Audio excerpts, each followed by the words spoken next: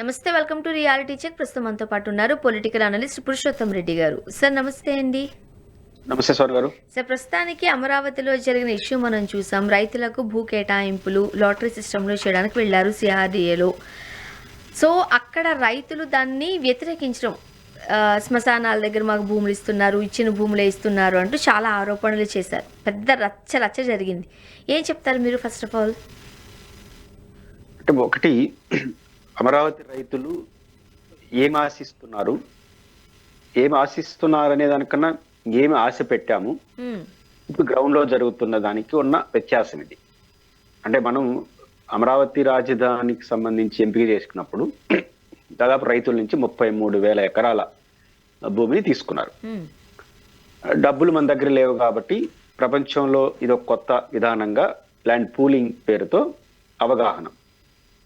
రైతులు ఉచితంగా ఇస్తారు, తర్వాత దానికి కాంపన్సేటివ్గా ఒక్కొక్క ఎకరాకి 3 ప్లాట్లు, 27 సెంట్లు 24 సెంట్లు ఆ భూముల యొక్క స్వభావాన్ని బట్టి 3 ప్లాట్ల రూపంలో ఇస్తాము. ప్లస్ ఒక 50,000 రూపాయలు రైతు కౌలు పర్ ఇయర్, 10% పెంచుకుంటా ఉంటాం. 10 yearsలో అన్ని క్లియర్ చేస్తాం. 1,50,000 రుణమాఫీ ఇవన్నీ చేశారు. ల్యాండ్ రిజిస్ట్రేషన్ కూడా ఫ్రీ. అక్కడ వీళ్ళకి తిరిగి ఆ 3 ప్లాట్లు రైతులకు ఇవ్వాలి కదా, ఈ ఆశలు పెట్టాం. ఇది రియల్ గా కుదుర్చుకుంది. కానీ ప్రపంచానికి చెప్పింది, వారు నమ్మింది ఏంటంటే ఒక కోకాపేట, మీరు హైదరాబాద్ లో ఉంటారు కాబట్టి ఆ మధ్య కాలంలో కోకాపేట తర్వాత భూములు రెక్కలు వచ్చి వేల రూపాయలు కోట్ల రూపాయలు పోయింది కదా. ఇవన్నీ దృష్టిలో పెట్టుకొని ఆనాడు హైటెక్ సిటీని నిర్మించే ముందు ఆడ ఏమీ లేవు, కొండలు తొండలు పెట్టేట్టు ఉన్నాయి. ఒకసారి హైటెక్ సిటీ అనే ఒక అద్భుతం అక్కడ సృష్టించడం ద్వారా 10 రూపాయలు పోయేది కాస్త 1,00,000 రూపాయలు అయింది. కాబట్టి పెద్ద ప్రయోజనాలు వస్తున్నాయి. అంటే ఒక అద్భుతాలు జరగబోతున్నాయి. హైటెక్ సిటీ ఎట్ట జరిగితే హైటెక్ సిటీ చుట్టుపక్కల భూములు కొన్నోళ్ళది, భూములు ఉన్నోళ్ళది ఎంత బాగా పెరిగినాయో అమరావతిలో కూడా ఇది ఒక మహా అద్భుతమైన నగరం నిర్మిస్తారు. మీరు ఒక ఎకరా పొలం ఇచ్చినా కూడా తిరిగి ఇచ్చేది, ఒక ఎకరా అంటే 100 సెంట్లు అంటారు, 24 సెంట్లు 1/4 127 సెంట్స్ తిరిగి మీకు 3 ప్లాట్లు ఇచ్చినా ఈ ఒక ఎకరా అనేక రెట్లు బసవాళ్ళు అనుకున్నారు 1 కోటి రూపాయలు 2 కోట్లు 3 కోట్లు అట్ట పోతుంది. మనం లైఫ్ లో సెటిల్ అవుతాము, పైపించి అమరావతి రాజధానికి భూములు ఇచ్చిన రైతులుగా చరిత్రలో నిలబడతామని వాళ్ళు ఆశించారు. ఆ ఆశలు పెట్టారు. వాళ్ళ ఆశలు ఎంత ఉన్నాయి కానీ మనం కల్పించిన వాళ్ళు, ముఖ్యంగా కొన్ని మీడియా ఛానల్స్ ఇటు అద్భుతాలు జరిగిపోతాయి, సింగపూరు మలేషియా ఇవన్నీ చెప్పడం వల్ల ఏమవుతుంది, అక్కడ సాధారణ వ్యవసాయ కుటుంబాలు, సాధారణ గ్రామాలు, అక్కడ 3 పంటలు పండే గ్రామాలు. అక్కడ ఒకసారి ఒక మహా అద్భుతమైన నగరం హైదరాబాద్, హైటెక్ సిటీ, శంషాబాద్ ఇది వస్తుందనే సరికి ఆడ నాకు ఒక సైట్ ఉన్నాడు చాలు కదా, 1 ఎకరా రైతు పొలం కన్నా అని వాళ్ళు ఆశించారు. కోటీశ్వర్లు అయిపోతున్నారు అని అనుకున్నారు. వాళ్ళు అనుకున్నారో లేదు కానీ మనం ఆశ పెట్టాం. ఇప్పుడు మీకు గుర్తుంటే అప్పుడు ఆ సీన్లు చూస్తే కొన్ని కారు షోరూమ్లు వెలసాయి అక్కడ. ఇది రాజధాని ఎంపీ చేసిన తర్వాత కొన్ని కారు షోరూమ్లు వచ్చేసినాయి. అంటే కొనుక్కోడానికి వచ్చేస్తారని.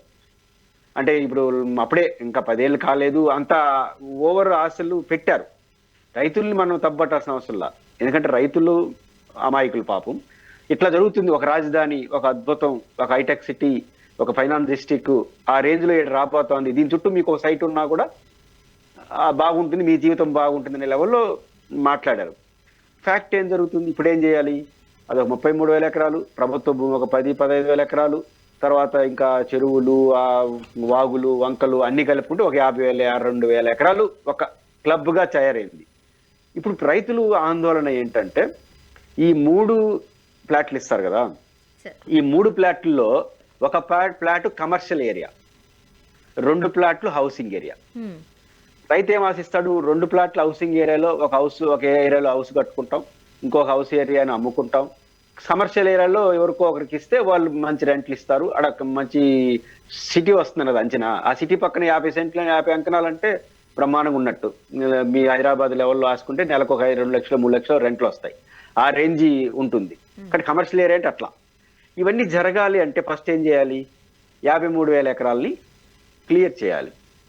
అంటే 10,000 రోడ్లు వేయాలి, విద్యుత్ ఏర్పాటు చేయాలి, డ్రైనేజ్ ఏర్పాటు చేయాలి, ప్రభుత్వ భూమి ఏంది, సైట్లు ఏంది, 1,00,000 ప్లాట్లు రెడీ చేయాలి. 1,00,000 ప్లాట్లు రెడీ చేసి దీంట్లో కమర్షియల్ ఏరియా ఒక 33,000 ప్లాట్లు, తర్వాత ఈ 2 ఇంకా 60,000 ప్లాట్లు 70,000 ప్లాట్లు హౌసింగ్ ఏరియాలో ఉన్నది. ఇవన్నీ బైఫర్కేషన్ చేస్తే ఒక లుక్ వస్తే అప్పుడు దాన్ని కమర్షియల్ చేస్తారు. ఇంతవరకు అవన్నీ చేయాలంటే 40,000 కోట్లు అవుతుందని గతంలోనే చంద్రబాబు గారు అంచనా వేశారు. ఏది ఇవన్నీ 50,000 ఎకరాలు క్లీన్ చేయాలి కదా, సైట్లు రెడీ చేయాలి కదా, ఒక రియల్ ఎస్టేట్ చేసుకునే ఎక్కువ. ఇదన్నీ జరగకుండా ఎందుకు ప్లాట్లు ఇస్తున్నారో నాకు అర్థం కావట్లేదు. ఫస్ట్ ఆఫ్ ఆల్ 50,000 ఎకరాల్ని క్లియర్ చేసి ప్రభుత్వ భూమి ఏంది, ఈ వాగులు వంకల క్లియరెన్స్ ఏంటి, రోడ్లు ఏంటి, పార్కులు ఏంటి, ప్రభుత్వ అవసరాలు ఏంటి, ఇవన్నీ కొంత ప్రభుత్వం అమ్మాలనుకుంటుంది. ఇంకో 10,000 ఎకరాలు అంటే 1,00,000 ప్లాట్లు అమ్మాలనుకుంటారు. అవేంటి ఇవేంటి అవన్నీ క్లియర్ చేయాలంటే ఈ క్లియర్ ప్లాట్స్ రావాలి. నాకు తెలిసి ఇంకా కాలాది కాకుండానే ప్లాట్లు ఇవ్వడానికి ఎందుకు పోతే ఏమవుతుంది? నీ ప్లాట్ నా ప్లాట్ గుర్తిస్తాం కదా, ఒక సైట్ వేస్తారు, ఆ సైట్ ప్లాట్ ఒక ఏరియాలో ఉంటుంది. అక్కడ ఇప్పుడు ఏముంటుంది? శ్మశానం అనేది అర్థం లేని మాట. కానీ బేసిక్ గా ఇప్పుడు అమరావతిలో మీరు ఎప్పుడన్నా పోయి చూస్తుంటే పొలాలు ఉంటాయి. ఇప్పుడు ఒక చోట అసెంబ్లీ ఉంది, ఇంకో చోట హైకోర్టు ఉంది. ఆ వాడు పొలాల దగ్గర కమర్షియల్ సైట్ అని పెట్టాడు. ఆడ కమర్షియల్ ఏడాది మొలకంపలు ఉంటాయి. వాడు హైటెక్ సిటీ చూసిన రైతు ఇప్పుడు మొలకంపల్లో ఇది కమర్షియల్ ఏరియా అంటారంటే ఏం కమర్షియల్ చేసుకోవాలంటాడు. ఇప్పుడు హైకోర్టు ముందిస్తే, హైకోర్టు ముందు అయితే ఏదో రిజార్ట్ శాతంతో ఏదో పెట్టుకోవచ్చు, ఒక హోటల్ పెట్టుకోవచ్చు. అసెంబ్లీ ముందు ఇస్తే ఓకే. నువ్వు ఆ రెండు తప్ప ఇంకేమి లేవు 50 ఎకరాల్లో. అంటే మెల్లగా డెవలప్మెంట్ అవుతుంది. కానీ నువ్వు ఎక్కడో ఒక రోడ్డు చూపించి, ఒక మ్యాప్ లో చూపించి ఇది కమర్షియల్ ఏరియా అంటావు. ఆడిపోతే ఆడేమి లేవు, ఆడ పొలాలు ఉంటాయి, అవే ఉంటాయి ఇప్పుడు ప్రారంభంలో. దాన్ని చూసి ఇదేనా కమర్షియల్ ఏరియా అనుకున్నాడు అనుకో, కంగారు పడతాను. కాబట్టి ఇప్పుడు ఫస్ట్ ప్రభుత్వం క్లియర్ చేసేసి 50,000 ఎకరాలు క్లియర్ చేసి 1,00,000 ప్లాట్లు వాళ్ళకి, 1,00,000 ప్లాట్లు అమ్మడానికి, మీద ప్రభుత్వ భూమి అన్ని క్లియర్ చేసిన తర్వాత ఇస్తే సమస్య రాదు కదా. ప్లాట్లు లేదని కోపం ఉంది కదా రైతుల్లో, కొంత సంతృప్తి పరదామని మొదలెట్టారేమో. ఇప్పుడు గూగుల్లోనే కనపడుతుంది ప్లాట్లు. ఇప్పుడు మ్యాప్ వేస్తారు, ఆ మ్యాప్ లో కమర్షియల్ అనేది ఎట్లా ఉంటుంది? కమర్షియల్ హైదరాబాద్ లో మీ ఏరియాలో ఆ పక్క బిల్డింగ్లు, ఈ పక్క బిల్డింగ్లు, ట్రాఫిక్ జాము దాన్ని కమర్షియల్ ఏరియా అంటారు. ఇక్కడ కమర్షియల్ ఏరియా అంటే ఆడ పొలాలు ఉంటాయి. నువ్వు కమర్షియల్ అంటే సరిపోతుంది, కమర్షియల్ యాక్టివిటీ జరగాలి కదా.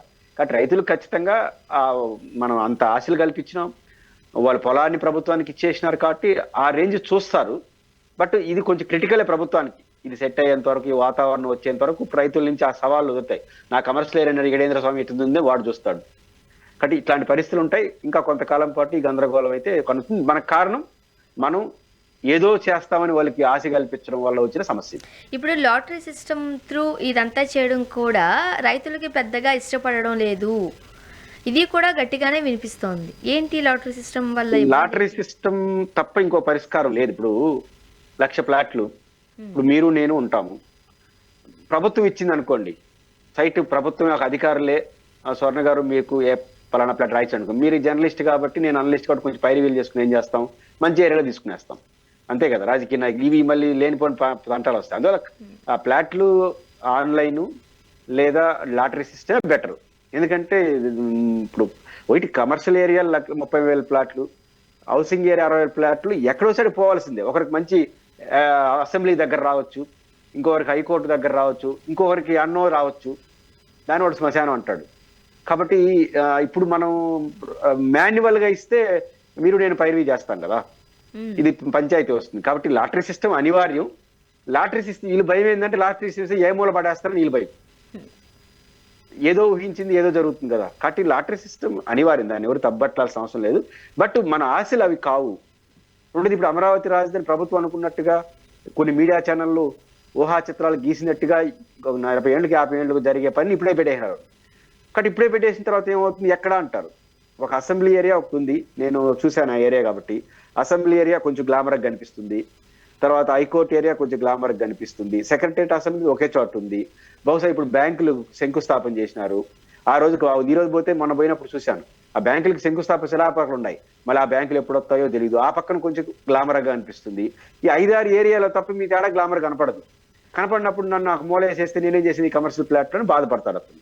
లాటరీ వల్లే వచ్చింది అనుకుంటారు. లాటరీ వల్ల కాదు, ఆ ఏరియాలు తప్ప మీద అన్ని ఏరియాల్లో ఎట్లే ఉంటుంది. ఓపిక్గా అభివృద్ధి ఉంటుంది, ఓపిక్గా రిసీవ్ చేసుకోవడం తప్ప చేయగలిగింది ఏం లేదు. కాబట్టి యాక్చువల్గా సైబరాబాద్ మనం హైటెక్ సిటీ దగ్గర అది కట్టినప్పుడు అక్కడ కూడా రాళ్ళు రప్పలు, కాస్త జనసందోహం తక్కువ, ఇదంతా మనం చూస్తున్న వాళ్ళమే ఆ టైంలో, ఆ కన్స్ట్రక్షన్ టైంలో. సో బట్ ఇప్పుడు ఆ పరిస్థితి అంతా మారిపోయింది. సో దేనికన్నా కాస్త టైం కావాలి, ఆ టైం వస్తుంది ఖచ్చితంగా, త్వరగానే డెవలప్మెంట్ అవుతుంది అని గవర్నమెంట్ రైతులను ఒప్పించడంలో ఫెయిల్ అయింది అనుకోవచ్చా? ఆ ప్రయత్నం ఇప్పుడు మీరు ఏదైతే ఒక ప్రస్తావన తెచ్చారో, ఆ రోజు హైటెక్ సిటీ కట్టినప్పుడు కానీ, ఫైనాన్స్ డిస్ట్రిక్ట్ ఏర్పాటు చేసినప్పుడు ఆ రోజు రాళ్ళు రప్పలు కొండలే ఉన్నాయి, మళ్ళీ డెవలప్మెంట్ అయింది. కానీ ఈ పోలికే వాళ్ళు చేసుకోవడమే అసలు కథ, అసలు తప్పు పంప జరిగింది. ముంచిందంటారా? అంతే ఖచ్చితంగా. ఎందుకంటే మీరు హైదరాబాద్ లో కూర్చునేసి హైటెక్ సిటీని ఊహించుకుంటాను, నేను అమరావతిలో కూర్చొని ఊహించుకోవాలి. అమరావతిలో హైదరాబాద్ ఉందా? ఇప్పుడు అమరావతిలో ఉండేది గ్రామాలు. మీకు హైటెక్ సిటీ పక్కన హైదరాబాద్ ఉంది, సికింద్రాబాద్ ఉంది, బేగంపేట ఎయిర్పోర్ట్ ఉంది, సికింద్రాబాద్. మీకు అప్పటికే వందల కంపెనీలు ఉన్నాయి. Hyderabad well established city already ఉంది. మీరు హైటెక్ సిటీ శంకుస్థాపన చేసిన రాళ్ల దగ్గర దానికి ఆనుకోనే కోతవేట దూరంలో సెటిల్డ్ హైదరాబాద్ సిటీ ఉంది. మాకేడుంది అంటే అమరావతిలో వాళ్ళు అట్లే ఊహించుకున్నారు. అప్పుడు కూడా హైటెక్ సిటీ ఇక్కడ రాళ్ళే కదా ఉన్నాయి, మళ్ళీ అద్భుతాలు జరిగినాయి. హైటెక్ సిటీ ఇక్కడ అద్భుతాలు జరిగింది కాదు, దానికి పక్కన హైదరాబాద్ ఉంది కాబట్టి అది హైదరాబాద్ అభివృద్ధి చెందింది. ఇక్కడ మా దగ్గర ఉన్నది గ్రామాలు, 19 గ్రామాలు. ఈ 19 గ్రామాల్లో గ్రామాలే ఉన్నాయి, మాకేడుంది హైదరాబాద్. కాబట్టి గ్రామం పక్కనే ఇది ఒక సైట్ వస్తుంది, మీకు హైదరాబాద్ పక్క సైట్ వచ్చింది. వ్యత్యాసం అది. అట్లా ఊహించుకోవడమే ఇక్కడ జరిగిన పెద్ద మిస్టేక్. వాళ్ళు ఊహించుకుంటే అమాయకులు ఊహించుకున్నారు. మనం చెప్పాం కదా, మీడియా సంస్థలు అయితే ఇక్కడ ఏమేమి జరిగిపోతుందో చివరి కార్లు షోరూములు పెట్టేశారంటున్నాను 10 ఏళ్లకు ముందే. అంటే వచ్చి బుక్ చేసుకునేస్తారని, ఇంకా సైట్లు అమ్మేసి బుక్ చేసుకుంటారని. ఆ రేంజ్ హైప్ క్రియేట్ చేసిన తర్వాత ఎట్లా ఉంటుందో అట్లే ఉంది. ఇప్పుడు ఏమన్నా కార్ షోములు విజయవాడలో, గుంటూరులో ఉన్నాయి. ఎందుకు రాలేదు వాళ్ళకి అర్థమైంది.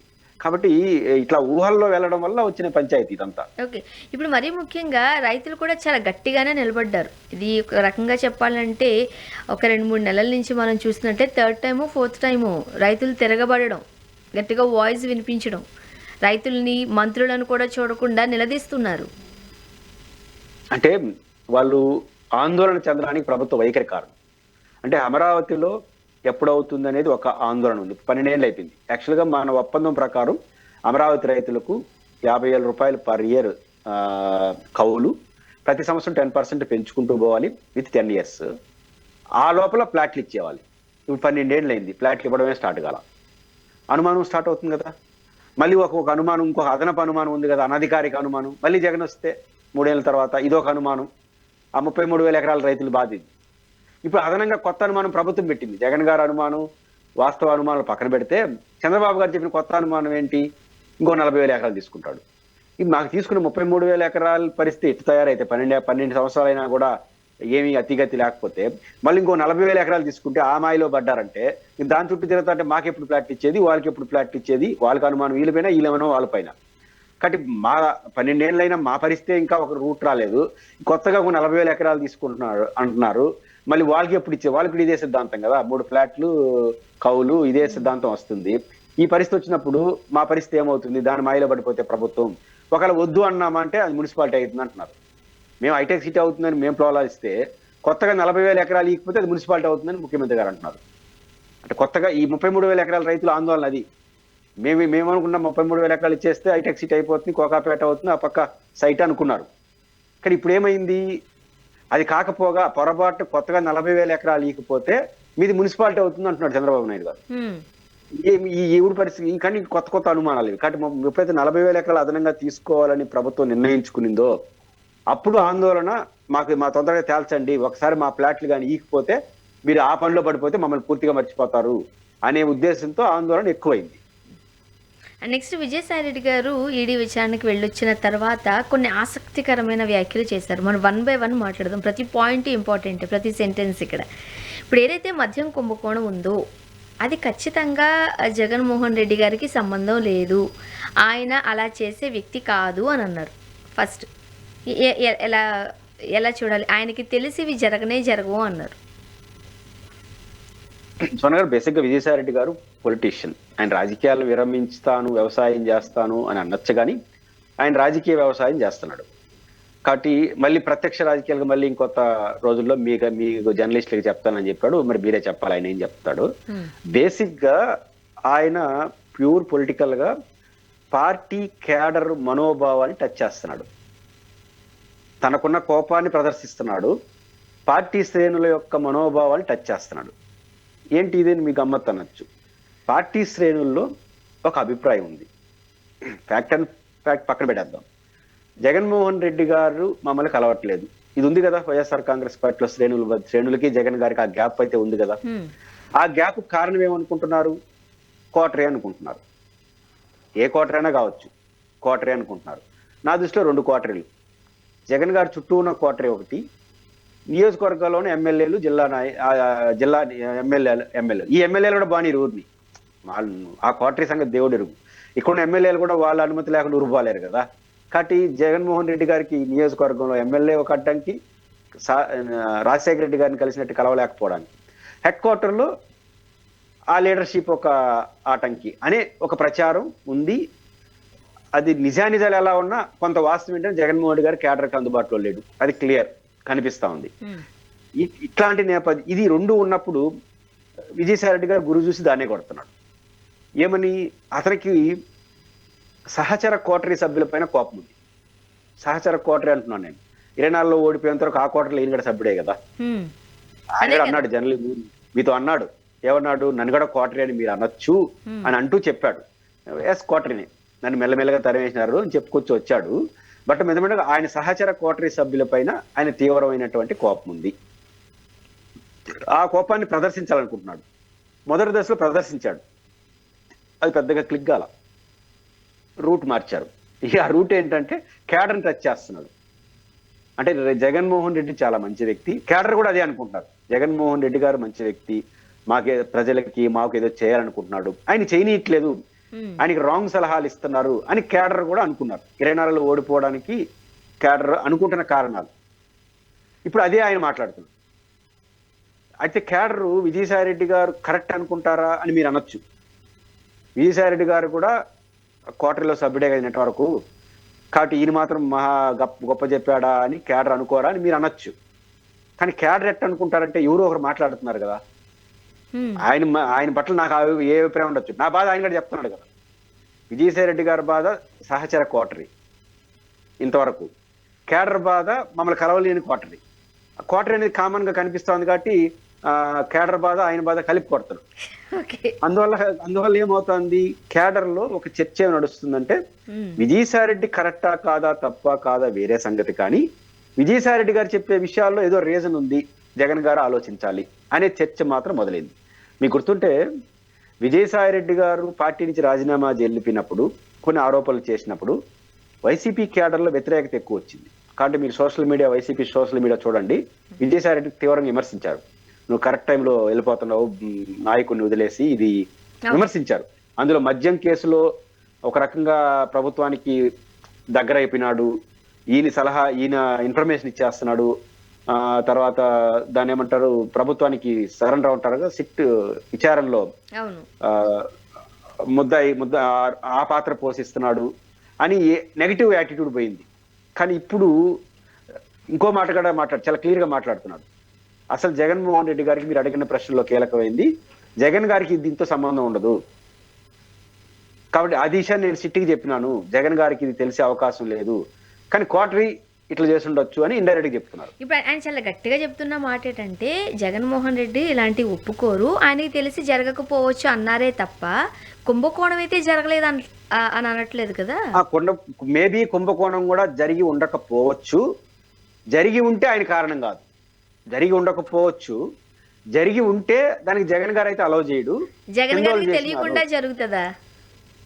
ఆయన చెప్పేది అదే, అట్లా అంతగా కోటరీ ఆయన్ని పనిచేయకుండా చేస్తా ఉంది నేను అంటున్నాడు. అయితే ఇక్కడ పాయింట్ ఏంటంటే మద్యం కుంభకోణం జరిగిందా లేదా అన్న పట్ల కార్యకర్తలకు పెద్ద అభిప్రాయం లేదు, కానీ జగన్మోహన్ రెడ్డి గారిని సరిగా గైడ్ చేయట్లేదు, కింద మనోభావాలు చెప్పట్లేదు, మాకు ఆటంకంగా ఉన్నారనే భావన అయితే ఉంది కదా కేడర్లో. ఆ భావనని ఆయన వ్యక్తం చేస్తున్నాడు. వ్యక్తం చేసి అప్పుడు వ్యక్తం చేయాలంటే ఏం చేయాలి, కేడర్ గడ ఏమనుకున్నాడు, మా జగన్ మంచి వ్యక్తే, మా జగన్ మాకు కావాల్సిన వ్యక్తి, మా శ్రేయస్సు కోరే వ్యక్తి, ఆయనకి మా రీచ్ కావట్లేదు మా మనోభావాలన్న. ఆయన అదే చెప్తున్నాడు, జగన్మోహన్ రెడ్డి గారు మంచివాడు, గొప్పవాడు, అయినప్పటికీ పక్కనుండే కేటరీ వాళ్ళు ఆయనకి అవాస్తవాలు చెప్తున్నారు, తప్పుదోవ పట్టిస్తున్నారు, ఆయన వాళ్ళు నమ్ముకుని ఉంటే ఇబ్బంది పడతాడు, ఇంకా మళ్ళీ ఇంకా కూటమి గీట మళ్ళీ మాట్లాడినాడు. బేసిక్ గా నా ఫస్ట్ పాయింట్ మీ క్వశ్చన్ కి ఆన్సర్ ఏంటంటే, కేడర్ యొక్క మనోభావాల్ని ప్రదర్శించడం ద్వారా, కేడర్ మనోభావాలను గుర్తిస్తూ విజయసాయి రెడ్డి గారు ఎలాంటి వ్యక్తి అయినా కావచ్చు, కానీ మా అభిప్రాయాలు గట్టిగా చెప్తున్నాడు. ఇప్పుడు కేడర్ ఎవరన్నా బయట వచ్చి జగన్ గారి గురించి ఇట్లా మాట్లాడితే మీరు చూపిస్తారా? చూపిరు, జగన్ గారికి గడి తెలియకపోవచ్చు, కానీ విజయసాయి రెడ్డి గారు మాట్లాడితే జగన్ గారు చూస్తాడు కదా, మీరు కూడా చూపిస్తారు కదా. సో ఏదో ఒకటి వెళ్ళని రీచ్, జగన్ గారికి మా నాయకుడు రీచ్ అయితే ఇట్లానా జగన్ గారి కోటరీ ఎమ్మెల్యేలు ఇవన్నీ పక్కన పెట్టి మాతో కలుస్తాడేమో అని చిన్న ఆశ ఉంది కదా. కాబట్టి ఒక రకంగా కేడర్ మనోభావాల్ని గెలుచుకునే పనిలో విజయసాయి రెడ్డి గారు ఉన్నారు. మనోభావాల ప్రతినిధిగా వ్యవహరిస్తున్నాడు. యా, కరెక్ట్ స్ట్రాటజీతో వెళ్తున్నాడు ఆయన పాలిటిక్స్ లో. ఓకే, ఇప్పుడు ఇక్కడ ఈ పాయింట్ దగ్గర మనం ఇంకొక మాట కూడా మాట్లాడాలి. ఇప్పుడు విజయసాయి రెడ్డి గారు రాజకీయాలను విడిచిపెట్టి వెళ్ళిన తర్వాత ఏంటి నెక్స్ట్ అని అన్నప్పుడు ఆయన స్వయంగా చెప్పారు, నాకు కొంచెం భూమి ఉంది, నేను వ్యవసాయం చేసుకోబోతున్నాను, రాజకీయాలకు టాటా బై బై అని చెప్పారు. కానీ జనరల్గా మనం మీడియాలో కావచ్చు బయట కావచ్చు చాలా వార్తలు వస్తాయి, ఈయన మీద కూడా కొన్ని కేసులు ఉన్నాయి కాబట్టి దాన్ని తప్పించుకునే ప్రయత్నంలో భాగంగా ఆ బీజేపీ చెంతన చేరే అవకాశాలు ఉన్నాయి అని. బీజేపీ మీన్స్ ఇప్పుడు కూటమిలో భాగం కాబట్టి. బట్ మీరు మనం చూసినట్లయితే చంద్రబాబు నాయుడు గారికి అగేనెస్ట్గానే విజయసాయి రెడ్డి గారు మాట్లాడుతున్నారు.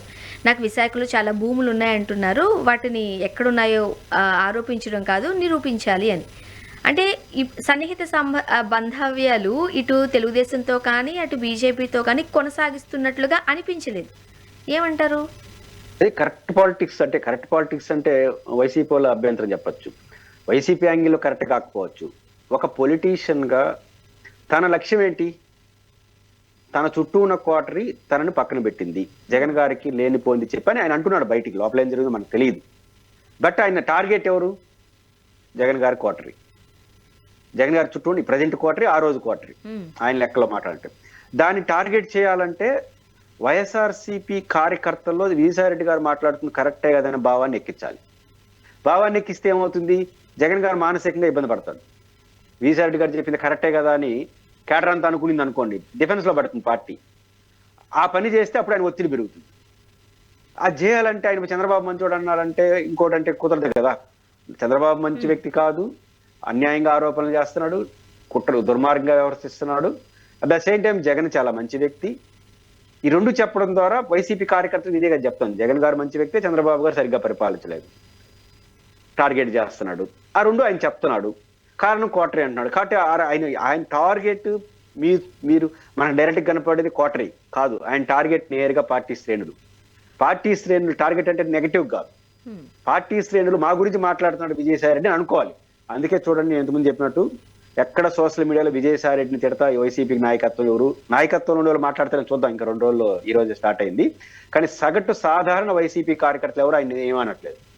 ఒక పోస్ట్ చూపించండి, విజయసాయి రెడ్డి గారు మళ్ళీ రాంగ్, మాకు వ్యతిరేకంగా ఒక్కరు మాట్లాడట్లేదు. తప్పించి కొంతమంది సామాజిక కార్యకర్తలు ఏం మాట్లాడుతున్నారు, మా వైసీపీ కార్యకర్తల మనసు గెలుచుకున్న విజయసాయి రెడ్డి క్యాప్షన్స్ ఇవి. అంటే ఆయన ఏంటి, జగన్ గారి మీద ఒత్తిడి తీసుకొచ్చి ఈ కోటరీ మీద తనకున్న కోపాన్ని ప్రదర్శిస్తున్నాడు. ఇవన్నీ జరగాలంటే ఆయన యాంగిల్ అది కరెక్ట్ స్ట్రాటజీ. జగన్ గారు కరెక్ట్, చంద్రబాబు గారి పరిపాలన బాగలేదు, జగన్ గారి చుట్టూ ఉన్న కోటరీ బాగలేదు. జగన్ గారి కోటరీ ఇట్లే ఉంటే ఇప్పుడు ఏమనుకుంటారు, ఇప్పుడు కార్యకర్తల్లో కూడా ఒక భావన ఏముందంటే, మరి వైసీపీ నాయకులు ఒప్పుకుంటారో లేదో నాకు తెలియదు, మళ్ళీ గెలుస్తాము మళ్ళీ ఇల్లే ఉంటారేమో అనే భావన కూడా అక్కడక్కడ ఉంది. 2019 నుంచి 24 వరకు పరిపాలనలో వాళ్ళే ఉన్నారు, 24లో ఓడిపినాం, ఇప్పుడు కష్టపడతాం 5 ఏళ్ళు, మళ్ళీ గెలుస్తారు మళ్ళీ వాళ్ళే ఉంటారేమో అనే చిన్న శంక పార్టీ శ్రేణిలో ఉంది కదా, మనకు కనపడుతుంది కదా, జర్నలిస్ట్ మీరు కూడా చూస్తుంటారు కదా. దీన్ని ఇప్పుడు టచ్ చేస్తే జగన్ గారు మారకపోతే కార్యకర్తల్లో చిన్న అనుమానం అట్లే కొనసాగుతుంది కదా. మళ్ళీ జగన్ గారు ముఖ్యమంత్రి వచ్చిన మళ్ళీ వాళ్ళే కేడర్ ఉంటారు, ఈ సైడ్ చెప్పింది నిజమే కదా, మళ్ళీ వాళ్ళే ఉంటే మళ్ళీ మొదటి రాదని గ్యారంటీ ఏముంది అనే భావన కార్యకర్తల్లో వస్తే నైరాశ్యం వస్తుంది. ఆ నైరాశ్యం జగన్ గారు గుర్తించాడు అనుకోండి, ఆ కోటరీ ఏమైనా పక్కన పెడతాడేమో. కోపం ఉంది కదా, తన పక్కన పెట్టిన వాళ్ళని తను కూడా పక్కన పెట్టాలని కోపం ఉంటుంది కదా. కాబట్టి ఆ రకంగా వ్యూహాత్మకంగా వెళ్తున్నాడు. కాబట్టి ఆయన యాంగిల్ అది కరెక్ట్ స్ట్రాటజీ ఉంటుంది. సరే, వైసీపీ దీన్ని ఎట్లా ఎదుర్కొంటుందో చూడాలి. కానీ మరి ఇంకొక యాంగిల్లో ఈ కూటమి బలంగా ఉంది కాబట్టి కూటమిగా ఉన్నట్లయితే ఖచ్చితంగా నెక్స్ట్ ఎలక్షన్స్లో కూడా కూటమి నెగ్గుతుంది, జగన్మోహన్ రెడ్డి గారు అధికారంలోకి రారు అని చాలా స్పష్టంగా చెబుతున్నారుగా. అంటే ఆయన చెప్పింది ఏంటంటే, కూటమిని చీల్చే వ్యూహాలు జగన్ గారు ఎత్తుగడగా ఉండాలి, కూటమిని కలిసి ఉండేట్టుగా ఉండకూడదు. అంటే జగన్, పవన్ కళ్యాణ్ గారు, బీజేపీ ఏదైతే తెలుగుదేశం కూటమి ఉందో ఆ కూటమిని జగన్ గారి స్ట్రాటజీస్ ఎలా ఉండాలి అంటే, ఆ కూటమిగా ఉండకూడదు, చీలిపోవాలి. ఏమనుకుంటారు చాలా మంది, 19లో పవన్ కళ్యాణ్ గారు పోటీ చేశాడు, చంద్రబాబు గారు పోటీ చేశారు, బీజేపీ మనం ఒంటరికి పోటీ చేసాం, 150 సీట్లు గెలిచాం. ఇప్పుడు 3 వెయిట్ అయ్యారు కాబట్టి 24లో ఓడిపినాం. పార్టీ ఏం చేయాలి, ముగ్గురిని ఒయిటిగా ఉంచనీని రాజకీయ ఎత్తుగడ ఉండాలి. కానీ అక్కడున్న కోటరీ అట్లా చేయకుండా కలిపి ఉంచే ఎత్తుగడలు చేస్తారు. వీళ్ళు కలిసి ఉంటే జగన్ గారు మళ్ళీ గెలవడు అని చెప్తున్నారు. దీంతో పొలిటికల్ గా విజయసాయిరెడ్డి గారితో నేను విభేదిస్తున్నా. బట్ ఆయన దీంట్లో పొలిటికల్ వ్యూహం కూడా ఉంది. అదేంటంటే పవన్ కళ్యాణ్ అక్కడి నుంచి తీసేయమంటాడు. పవన్ కళ్యాణ్ గారు తెలుగుదేశం పార్టీ కలిసి ఉండే విధంగా కాకుండా విడగొట్టే విధంగా రాజకీయాలు చేయాలి మనం అంటాడు. దీంట్లో ఒక సున్నితమైన అంశం ఉంది. ఆయన ఏ రోజు పవన్ కళ్యాణ్ ఒక మాట అన్నాడు, పవన్ కళ్యాణ్ నాకు మంచి మిత్రుడు, ఆయన నన్ను ఏమన్నాడు నేనే అంటాడు. అంటే ఇండైరెక్ట్గా ఏం చెప్తున్నాడు, పవన్ కళ్యాణ్ గారు అక్కడి నుంచి తీల్చే మగాడు ఎవరంటే నేనేం చెప్తున్నాడు. అంతే కదండి, పవన్ కళ్యాణ్తో బాగుండేది ఆయనే కదా. కాబట్టి ఇది కూడా బహుశా విజయసాయిరెడ్డి గారిని రాజకీయ వ్యూహాల్లో ప్రధానంగా పెట్టి ఉంటే బహుశా మొన్న 24లో కూడా అట్లా చేసుంటాడేమో. ఒక పేలర్స్ వదులుతున్నారు అంటే వాళ్ళు కలవనీయకుండా చేసుంటాడేమో, కలవనీయకుండా చేసిన మళ్ళీ జగన్ గెలుచుంటాడేమో, రేపు కలిసి ఉంటే మళ్ళీ గెలవడేమో, మనం అంతే మనకి ఇది అంటున్నాడు. ఇది విజయసాయిరెడ్డి గారు ఇది కూడా వ్యూహాత్మకంగా పవన్ కళ్యాణ్ గారిని కొంచెం మాట్లాడగలిగిన వ్యక్తి విజయసాయిరెడ్డి కాబట్టి బహుశా కూటమిలో ఉంటే బాగుంటుంది అనుకుంటారని అనుకుంటున్నాడు. కానీ బట్ నేను విజయసాయిరెడ్డి గారితో విభేదించే పాయింట్ ఏంటంటే అది పొలిటికల్లీ రాంగ్. అంటే ఆయన చెప్పేది అంటే వాళ్ళు ముగ్గురు ఎన్ని రోజులు ఉంటే అన్ని రోజులు అధికారంలో ఉంటారట. ఇదేమి సిద్ధాంతం? పాయింట్ ఏంటంటే 19 ఎన్నికల్లో వాళ్ళు ముగ్గురు విడిగా పోటీ చేశారు. ఇద్దరు ముఖ్యంగా బీజేపీ ఏమైనా చిన్న పార్టీ, జనసేన తెలుగుదేశం విడిగా పోటీ చేసిందని మీరు అనుకుంటున్నారు విజయసాయిరెడ్డి గారు. బట్ జగన్ గారి యాంగిల్ కరెక్ట్. వాళ్ళు విడిగా పోటీ చేసి జగన్కి వ్యతిరేకంగా ఓట్లు చీల్చారు. ఈరోజు తెలుగుదేశం పార్టీ పవన్ కళ్యాణ్ గారు వైటిగా పోటీ చేస్తుంటే పవన్ కళ్యాణ్ గారికి ఆ ఓట్లు వచ్చుండవు. 6% ఓట్లు ఆయన ప్రైవేట్ బండు, 2% ముడిచి జగన్ గారు ఇంకా 2% పెరుగుంటుంది. పవన్ కళ్యాణ్ గారు ఎప్పుడైతే బయట వచ్చిపోయి ఆయన ఓట్లు వాళ్ళు చీల్చుకున్నాడు. పవన్ కళ్యాణ్ పార్టీ పవన్ కళ్యాణ్ ఓట్లు చీల్చుకుంటే జగన్ గారికి ఏదైనా నష్టం, ప్రతిపక్ష ఓట్లు చీలిపోతుంది కదా. రెండు వాళ్ళందరికి కలిస్తే 49%, జగన్ గారికి ఒకటికే 51%. ఇంకా ఎంతమంది కలిస్తే ఏం పోయింది జగన్ గారికి 2019 ఎన్నికల్లో 50+ వచ్చేసిన తర్వాత మీరు ఎవరు కలిస్తే ఉంది. కాబట్టి విజయసాయిరెడ్డి గారి పొలిటికల్ సూత్రం రాంగ్, బట్ ఆయన పొలిటికల్ ఎత్తుగడ కరెక్ట్. పొలిటికల్ సూత్రం రాంగ్ ఏంటంటే అందరూ 3 కలిసి ఉంటే ఈ 7 ఏం చేయలేడు అంటే ప్రజలకు వ్యతిరేకత వస్తే 3 కాదు 30 మంది కలిసి ఉంటే ఏం చేయలేరు, కొట్టాడు బారేస్తారు అనేది రాంగ్. కట్ పొత్తుంటే సరిపోతుందంటే కుదరదు, ప్రజల వ్యతిరేకత వస్తే ఓడిపోతారు. బట్ కొన్ని సమయంలో ఐక్యత కూడా నష్టం వస్తుంది వాళ్ళకి. అంటే ఆయన వ్యూహం ఏంటంటే పవన్ కళ్యాణ్ చంద్రబాబు నాయుడు గారు కలిసి ఉండడం వల్లే గెలిచారని అందరూ నమ్ముతున్నారు. కానీ అది విడగొట్టుంటే జరుగుండదు కదా. ఆ విడగొట్టే అవకాశం అంతో ఇంతో విజయసాయిరెడ్డి గారికి ఉందేమో. ఎందుకంటే విజయసాయిరెడ్డి గారు పవన్ కళ్యాణ్ గారు మంచి స్నేహితులని ఆయనే చాలాసార్లు చెప్పాడు. సో ఇట్లాంటి వ్యూహాత్మకంగా పొలిటికల్ వ్యూహం కరెక్ట్, బట్ పొలిటికల్ గా మాత్రం జర్నలిస్ట్ గా వాళ్ళ ముగ్గురు కలిసి ఉంటే ఇంకెప్పుడు గెలవడు జగన్ అనేది మాత్రం రాంగ్. ఖచ్చితంగా రీఎంట్రీ ఉండబోతోంది అని కూడా చూస్తున్నాం కదా విజయసాయిరెడ్డి గారు. రీఎంట్రీ అనేది పైకి చెప్తున్న మాట. నేను ఫస్ట్ ఆయన విడిపోయేటప్పుడు ప్రకటన చేసేటప్పుడే మనం లైవ్ లో ఉన్నాం. ఆ రోజు విజయసాయిరెడ్డి గారు బ్రేకింగ్ న్యూస్ వస్తా ఉంది, దీని ప్రభావం ఎలా ఉండొచ్చు అని మీరే అన్నారు. ఆ రోజు చెప్పాను, ఆయన పొలిటికల్ గా ఈ స్థాయికి ఎదిగిన వ్యక్తి రాజకీయాల నుంచి విరమించడం అనేది జరిగే పని కాదు. ఆయన పొలిటికల్ వ్యవసాయం మొదలెట్టాడు, ఈ 1 year పొలిటికల్ వ్యవసాయం చేస్తున్నాడు. ఇంకా ఆ వ్యవసాయం వదిలేసి ప్యూర్ పాలిటిక్స్కి వస్తాడేమో, అంతే తప్ప ఆయన ఇప్పుడు ఆపాడనే తప్ప. మరి వస్తే ఎక్కడికి వస్తారు? సన్నిహిత మిత్రుడైన పవన్ కళ్యాణ్ గారి దగ్గరికి వెళ్తారా? నేను అనుకుంటుంది బద్దలు కొట్టి కోటరీని దూరం చేసి మళ్ళీ జగన్ గారి చెంతకే చేరతారా? అంటే జగన్ గారికి చెంతకు చేరడం అనేది జగన్ గారి చేతిలో ఉంది, ఎవరు ఆపలేరు. ఎందుకంటే జగన్ గారి నుంచి పార్టీ నుంచి వెళ్ళిపోయేటప్పుడు జగన్ గారిని భారతి గారిని అత్యంత గౌరవిస్తూ వెళ్ళాడు. ఆయన వాళ్ళిద్దరి పట్ల చాలా గౌరవాన్ని ప్రదర్శించాడు. ఇప్పుడు కూడా అదే గౌరవాన్ని ప్రదర్శిస్తున్నాడు. కాబట్టి జగన్ గారు ఏమైనా మనసు మార్చుకుంటే బహుశా ఈయన పోవడానికి పెద్ద ఇబ్బంది ఉండదు. ఎందుకంటే ఈయన ఇంకా లాయల్టీ జగన్ గారు ఉండాలని కోరుకుంటున్నాడు. బట్ కోటరీ పట్ల కోపం ఉంది. జగన్ గారు మనసు మార్చుకుంటే తప్ప విజయసాయిరెడ్డి గారు వైసీపీకి ఎంట్రీ కావడం కుదరదు. నేను అనుకుంటుంది ఆయన ఇంత 1 year తర్వాత కూడా మామూలుగా ఎవరు ఒక పని అయిపోయిన తర్వాత వాళ్ళ పని వాళ్ళు చేసుకుంటారు, ఒక 6 నెలలు 3 నెలలు తిడతారు, వాళ్ళ పని వాళ్ళు చేసుకుంటారు.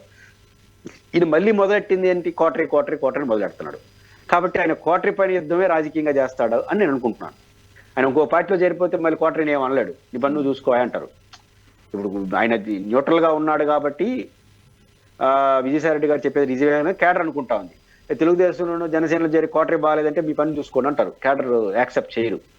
కాబట్టి ఆయన ఎందుకో పర్సనల్ గా ఫీల్ అవుతున్నాడు. జగన్ గారికి నాకు మధ్య గ్యాప్ తెచ్చింది కోటరీ, ఆ కోటరీ అంతు చూడాలని నిర్ణయించుకున్నట్టున్నాడు. చూస్తాడో లేదో నాకు తెలియదు, కానీ ఆయన టార్గెట్ కోటరీ. ఆయన ఇబ్బంది పెట్టిన కోటరీ, జగన్ గారిని ఇబ్బంది పెట్టిందో లేదో నాకు తెలియదు, కానీ ఈయన ఇబ్బంది పెట్టిన కోటరీ అని ఆయన అనుకుంటున్నాడు. కాబట్టి ఆయన ఆ కోటరీని టార్గెట్ చేయాలి అంటే ఆయన ఏ రాజకీయ పార్టీలో చేరినాడు చేయలేడు, చేసినా అది నిలబడదు. ఆయన ఇట్లా ఉంటేనే కొంత ఆలోచింపజేస్తారు, సరే దానివల్ల ఎట్టు ఎదుర్కొంటారు కాబట్టి ఆయన కోటరీ టార్గెట్ గా రాజకీయం చేస్తాడు తప్ప చేయడు. లేకపోతే చేరదలుచుకుంటే మళ్ళీ కోటరీని ఏం పట్టలేడు, ఇంకో పార్టీలో చేస్తే ఆటోమేటిక్గా ఆ పార్టీలో వెళ్ళిపోతాడు, మళ్ళీ ఇంకా కోటరీ గొడవ అన్ని పక్కన పోతాయి. అండ్ మరొక అంశం, ప్రస్తుతానికి ఏపీలో క్రెడిట్ చోరీకి సంబంధించి ఈ రాజకీయాలు నువ్వా నేనా వీటితో పాటు క్రెడిట్ చోరీ అనే అంశం కూడా అంతే పెద్ద ఎత్తున దుమారు రేగుతోంది.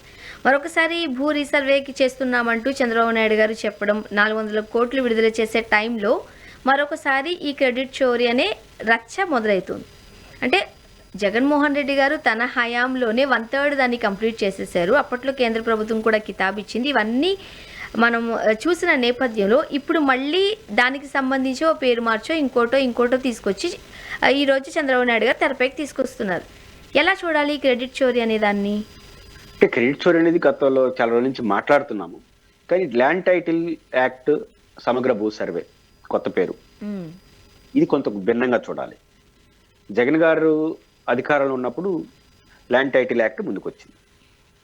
ఆ ల్యాండ్ టైటిల్ యాక్ట్ ని వివాదం చేసింది తెలుగుదేశం పార్టీ మిత్రపక్షాలు. వారు సక్సెస్ కూడా అయ్యారు ఆ విషయంలో. జగన్ గారికి రాజకీయంగా నష్టం కూడా వచ్చింది. ల్యాండ్ టైటిల్ యాక్ట్ ఏమి చెప్తుందో దాని జోలికి ఎవరు వెళ్ళలేదు.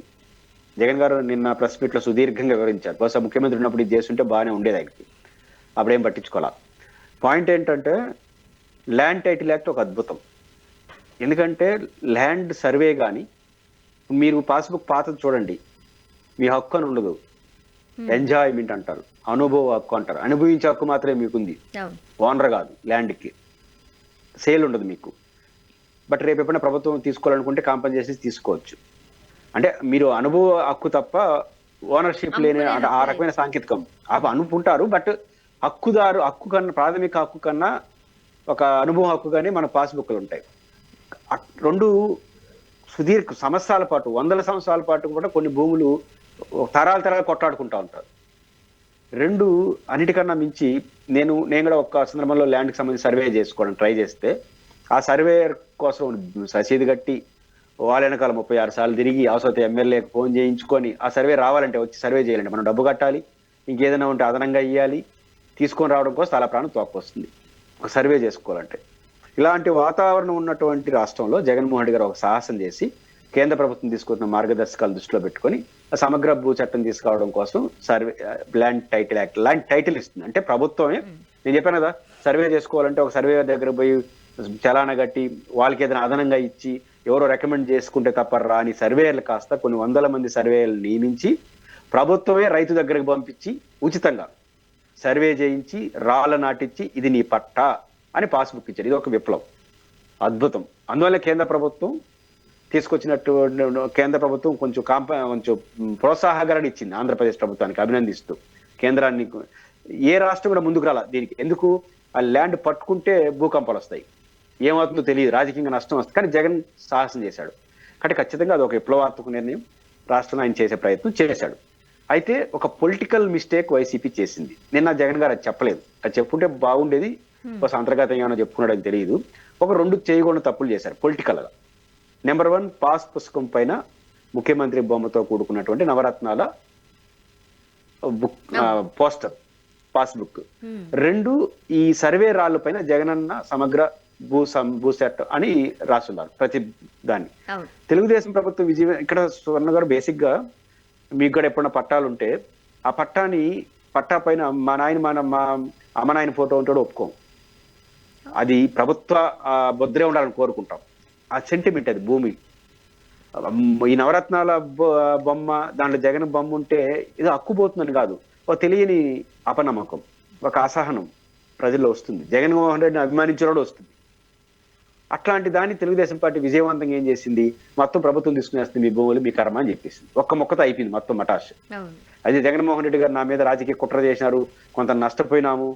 ఆయన నష్టపోయింది దీనికి, ఎందుకు నష్టపోయినాడని చెప్పలేదు, కానీ ఆయన అసలు విషయం చెప్పకుండా చెప్పాడు. వాళ్ళు చేసిన రాజకీయ వ్యూహాలన్నీ జగన్ గారు చెప్పినట్టు వాళ్ళు చేసింది వాస్తవం, అబద్ధాలు చెప్పారు. ల్యాండ్ టైటిల్ యాక్ట్ కి దాంట్లో బొమ్మ ఉండడానికి, ఆ రాళ్లపైన పేరు రాయడానికి ఏ సంబంధం లేదు. కానీ ఆ 2 ల్యాండ్ టైటిల్ యాక్ట్ అని చెప్పేశారు. కానీ వాళ్ళు చెప్పింది ఆ అన్యాయం అంటాడు జగన్ గారు. Absolutely correct. బట్ వాళ్ళకి అవకాశం ఇచ్చింది మనం. ఆ బొమ్మ వేయకుండా వాళ్ళు ఆ పని చేసేవాళ్ళు లేరు. ఎప్పుడైతే ఆ బొమ్మ వేశారో, అదిగో బొమ్మలు వేశారు పట్టాలపైన, రేపు మొత్తం ప్రభుత్వం తీసుకునేస్తుంది. కొన్ని చోట్ల అయితే అమాయక రైతుల దగ్గర జగన్ తీసుకునేస్తాడు. పట్టాదారు పాసుకుని మీ హక్కు. అప్పట్లో ఇది చాలా గట్టిగా వెళ్ళింది. అసలు జగన్మోహన్ రెడ్డి గారు ఓడిపోవడానికి ప్రధాన కారణాలు, కొన్ని కారణాలు తీసుకుంటే ఇది ఫస్ట్ లైన్ లో ఉంటదేమో, ల్యాండ్ టైటిలింగ్ సంబంధించిన యాక్ట్. ఖచ్చితంగా ఇది ఒక, అంటే ఓడిపోవడానికి ఒక మౌలికమైన కారణం. అయితే వైసీపీ ఆ రోజు గుర్తించాల. వైసీపీ ఏంటంటే, నేను చెప్పాను కదా, ఒక సర్వేయర్ రావాలంటే నేను ఎంత తిప్పలబడాలి చెప్పాను. అట్లాంటిది ప్రభుత్వమే సర్వేయర్ని పంపించి, సర్వేరాలు నాటిచ్చి, పట్పాలు ఇచ్చి, టైటిల్ యాక్ట్ ఇచ్చి, ఇంత చేసినప్పుడు మేము అద్భుతాలు చేసామని, జగన్మోహన్ రెడ్డి అద్భుతాలు చేశాడని ప్రజలు అనుకుంటారని అద్భుతాన్ని పోటేయడైనారు. నిజంగా అద్భుతాలు చేశాడు, విప్లవాత్మక నిర్ణయం, దాని ఎవరు కాదనలేదు. కానీ ఆ బొమ్మ అనే యాంగిల్ తీసుకొచ్చేసి మొత్తం తెలుగుదేశం పార్టీ ఒక వారమే కదా పని, ఎలక్షన్ పని అయితే వారమే కదా, మళ్ళీ ఏమి తర్వాత మళ్ళీ చూసుకుందామని అనుకున్నారు. వాళ్ళు అనుకున్నట్టే సక్సెస్ అయిపోయినారు. కానీ ఆ రెండు తప్పులు చేయడం వల్ల వైఎస్ఆర్ కాంగ్రెస్ పార్టీ ప్రభుత్వం భారీ మూల్యాన్ని చెల్లించుకుంది. ఇప్పుడు తెలుగుదేశం ప్రభుత్వం సమగ్ర భూ సర్వే అంటుంది. మళ్ళీ ల్యాండ్ టైటిల్ యాక్ట్ అంటే వీళ్ళంటే వాళ్ళు అడుగుతారు కదా, సార్ ఆ రోజు ల్యాండ్ టైటిల్ యాక్ట్ వ్యతిరేకించారు, జగన్మోహన్ రెడ్డి గారు తీసుకుని ల్యాండ్ టైటిల్ యాక్ట్ ఆక్రమించుకునే యాక్ట్ అని చెప్పి ఆ రోజు మాట్లాడి, ఈరోజు మళ్ళీ అదే చేస్తారా అంటే చెడ్డ పేరు వస్తుందని సమగ్ర భూ సమగ్ర సర్వే అని తీసుకొచ్చేసారు, సర్వే అని పెట్టుకొచ్చారు. అది ఇది రెండు ఒకటే, వేరేది కాదు. కాకపోతే దీన్ని జగన్ గారు ఏమంటారంటే, నేను తెచ్చిన దాన్ని ఆ 400 కోట్ల కేంద్రం ఇవ్వబోతోంది కదా, ఆ పథకాన్ని ప్రారంభించాను కాబట్టి ఈరోజు కేంద్రం ఇస్తా ఉంది, నువ్వు తెచ్చుకుంది కాదు. నువ్వు 15 ఏళ్ళు గతంలో ముఖ్యమంత్రి ఉన్నప్పుడు ఏ రోజైనా కనీసం సమగ్ర చట్టం చేయాలని ఆలోచన వచ్చిందా నీకు? 5 years నేను ముఖ్యమంత్రిని, ఎంత చేశాను, మా నాన్నని ఎదుర్కోలేకపోయినా చివరికి ఆయన కొడుకుని కూడా ఎదుర్కోలేకపోతున్నావు అని, ఇవన్నీ కరెక్టే. బట్ క్రెడిట్ చోరీ దానికన్నా ఆ 400 కోట్ల కేంద్ర ప్రభుత్వం ఇవ్వబోయేది, సమగ్ర సర్వే, ఇవన్నీ కూడా ఏంటంటే జగన్మోహన్ రెడ్డి గారికి ఫాలో, వీళ్ళు సృష్టించింది కాదు. కానీ ఆ పేరు పెడితే భయం జగన్ గారి పేరు వస్తుంది కాదు. సమగ్ర ఇది ల్యాండ్ టైటిల్ యాక్ట్ అంటే బెదరగొట్టి పడేయారు రాష్ట్ర ప్రజల్ని. ల్యాండ్ టైటిల్ యాక్ట్ అంటే ఇంకా అయిపోయింది మన జీవితం అనేట్టుగా బెదరగొట్టేయారు. ఇప్పుడు ఆ పేరు చెప్తే కష్టం కాదు, కొత్త పేరు పెట్టుకున్నారు. అదొకటే పరిస్థితి. థ్యాంక్ యూ సో మచ్ అండి పురుషోత్తమ రెడ్డి గారు, మీ అభిప్రాయాలు పంచుకున్నారు. Thank you. ఇది వాళ్ళ రియాలిటీ చెక్. Stay tune.